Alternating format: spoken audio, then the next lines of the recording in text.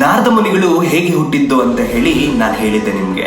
ಆದ್ರೆ ಯಾವಾಗ್ಲೂ ನಾರಾಯಣನ ಸ್ಮರಣೆಯಲ್ಲಿದ್ದ ನಾರದ ಮುನಿಗಳು ಯಾಕೆ ನಾರಾಯಣನಿಗೆ ಶಾಪ ಕೊಡ್ತಾರೆ ಗೊತ್ತಾ? ಒಂದಿನ ನಾರದ ಮುನಿಗಳು ಒಂದು ಗುಹೆಯಲ್ಲಿ ಘೋರ ತಪಸ್ ಮಾಡ್ತಿರ್ತಾರೆ. ಇದನ್ನ ನೋಡಿದ ದೇವೇಂದ್ರ ಆ ತಪಸ್ನ ಭಂಗ ಮಾಡೋದಕ್ಕೆ ಎಲ್ಲಾ ಪ್ರಯತ್ನಗಳನ್ನ ಮಾಡ್ತಾರೆ.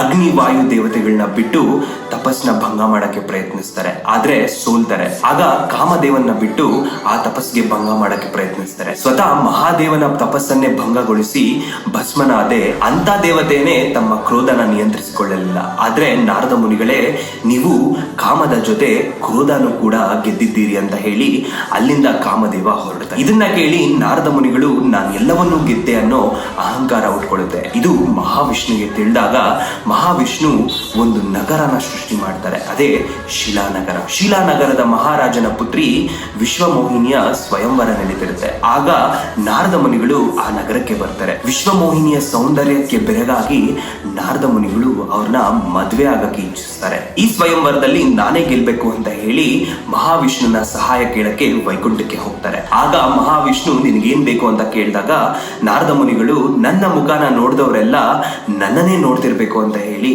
ವರ ಕೇಳ್ತಾರೆ. ನಾರದ ಮುನಿಗಳ ಬೇಡಿಕೆನ ನಾರಾಯಣ ತೀರಿಸ್ತಾರ ಇಲ್ಲ ಅಂತ ನಿರಾಕರಿಸ್ತಾರ? ಅದಕ್ಕೆ ನಾರದ ಮುನಿಗಳು ಅವ್ರಿಗೆ ಶಾಪ ಕೊಡ್ತಾರ? ಇದೆಲ್ಲ ನನ್ನ ಮುಂದಿನ ವಿಡಿಯೋದಲ್ಲಿ ಹೇಳ್ತೀನಿ.